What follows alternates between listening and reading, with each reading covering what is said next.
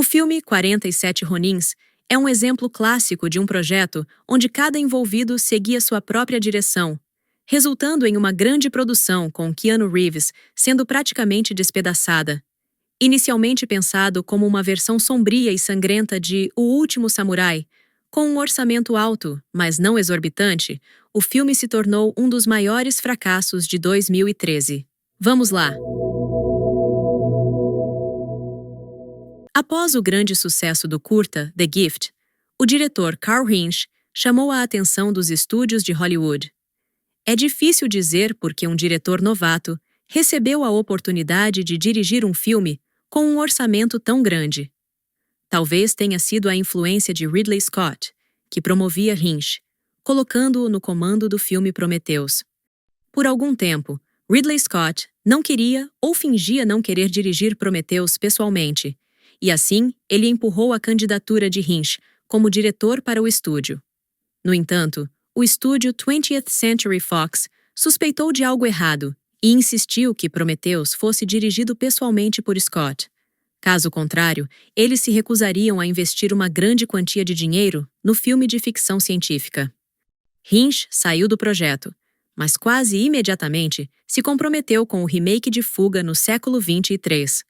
Fuga no século 23, há anos circulava entre diretores e estúdios, com roteiros e escopo mudando constantemente, mas sem sair do papel. Depois de trabalhar em Fuga no século 23 por alguns meses, Hinsch começou a suspeitar de algo e se afastou rapidamente. Talvez não tenha sido em vão, pois o projeto ainda aparece nas notícias de tempos em tempos, e as notícias não são particularmente únicas. Diretores continuam saindo e novos roteiristas são contratados. Recentemente, Simon Kinberg foi nomeado diretor, mas após o fracasso de X-Men Fênix Negra, que Kinberg dirigiu, o projeto mais uma vez desapareceu nas sombras, e teoricamente ele ressurgirá com um novo diretor. Em resumo, após sair de Fuga no século 23 em 2010, Hinsch vagou por Hollywood por um curto tempo. A Universal o contratou e ofereceu-lhe duas opções de filmes: 47 Ronins e O Monstro da Lagoa Negra. Hinsch escolheu 47 Ronins. Isso não deve surpreender ninguém. Poucos anos antes, 47 Ronins havia entrado para a Blacklist, uma lista de roteiros considerados ótimos, mas ainda não filmados. Ou seja, muitos elogiaram o roteiro do filme e o consideraram uma verdadeira joia. Na verdade, a Blacklist nunca garante qualidade. Porém, ela foi amplamente divulgada, e, portanto, acredita-se que, se um roteiro foi incluído nela, ele deve ser bom. Depois que filmes poderosos são feitos a partir desses roteiros, muitas pessoas começam a suspeitar de algo, mas é tarde demais. Em diferentes anos, vários roteiros foram incluídos nesta lista, que resultaram em filmes de qualidade questionável, como O Grande Dave, Múmia Tumba do Imperador Dragão, Garota Infernal, Maluca Paixão e Este é o Meu Garoto. As classificações desses filmes agora estão em níveis bastante baixos, e acreditar que esses roteiros eram excelentes é praticamente impossível. Claro, não apenas roteiros ruins entraram nessa lista. Por exemplo, Na Mira do Chefe recebeu financiamento após entrar na Blacklist. Mas, em qualquer caso, havia muitos roteiros medianos nessa lista. Independente do motivo, Hinsch escolheu 47 Ronins. E ao contrário de Fuga no século 23, as filmagens de 47 Ronins começaram rapidamente, apenas alguns meses após Hinsch se juntar ao projeto. Muitas vezes, em situações com diretores novatos, os estúdios apresentam produtores a eles que acompanham de perto a produção.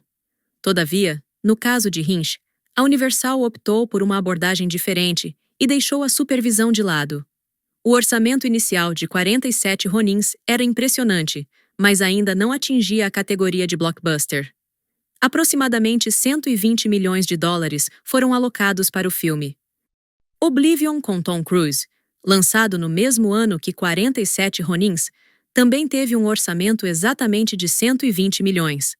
Acredita-se que o principal problema de 47 Ronins tenha sido a visão totalmente divergente do resultado final entre o diretor Karl Hinsch e o estúdio Universal. O diretor queria fazer uma espécie de filme de arte estilizado sobre samurais, algo que remetesse ao espírito de cruzada de Ridley Scott, enquanto o estúdio desejava algo no estilo de O Senhor dos Anéis ou Avatar. Quando a Universal recebeu a versão preliminar do filme, os produtores ficaram em choque. Em vez de Avatar, eles tinham em mãos um drama sombrio e artístico que custava cerca de 100 milhões de dólares. A audiência de teste a quem essa versão foi apresentada ficou do lado do estúdio. O filme estava incrivelmente arrastado, sombrio e difícil de entender. Tentando salvar a situação, o estúdio fez algumas revisões no roteiro e ordenou que o diretor filmasse novas cenas imediatamente. A partir desse momento, 47 Ronins começou a se transformar em um Frankenstein. As mudanças não trouxeram o resultado que o estúdio esperava. Antes o filme era chato e pesado, agora ele se tornou algo quase impossível de assistir. O lançamento do filme foi adiado urgentemente por 1 ano, e 47 Ronins passou por extensas refilmagens. O início e o final do filme foram completamente reconfigurados. Novas cenas precisavam ser filmadas com Keanu Reeves, pois o estúdio considerou inaceitável a pouca presença da principal estrela no filme. Tudo isso resultou na eliminação de diversas linhas narrativas de 47 Ronins, e os papéis de alguns atores foram reduzidos ao mínimo.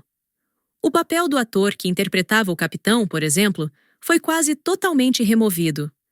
Originalmente, ele aparecia mais que qualquer outro personagem, exceto Keanu Reeves, mas depois das mudanças, sua participação foi reduzida a um pequeno cameo. A participação de Rick Janest, mais conhecido como Zombie Boy, também deveria ser maior no filme, mas toda a trama relacionada aos piratas foi reduzida a apenas alguns minutos. Portanto, os pôsteres de personagens com ele agora parecem bastante hilários. Apesar de todos os esforços do estúdio, 47 Ronins ainda não funcionava. O estúdio ordenou novas refilmagens, adicionando criaturas fantásticas, cenas de batalha e uma linha romântica à trama. Durante todo esse processo, o orçamento do filme cresceu para 175 milhões de dólares. Rumores dizem que o diretor Karl Rinsch estava tão insatisfeito com o resultado final que brigou com os produtores, sendo posteriormente afastado do projeto. Ele não participou da edição final do filme. Lançado nos cinemas em dezembro de 2013, 47 Ronins falhou miseravelmente.